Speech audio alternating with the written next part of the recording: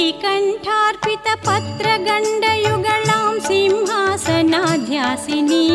लोकानुग्रहकारिणीं गुणवतीं लोलेक्षणां शङ्करीं पाकारिप्रमुखामरार्चितपदं मत्ते भकुम्भस्तनीं श्रीशैलभ्रमराम्बिकां भजमन श्रीशारदा सेवितां श्रीशैलभ्रमराम्बिकां भजमन श्रीशारदा सेविताम्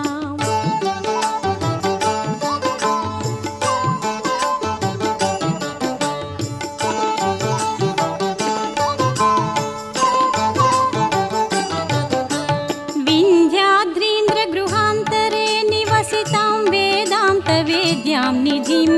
मन्दारद्रुमपुष्पवासितकुचं मायां महामायिनीं बन्धु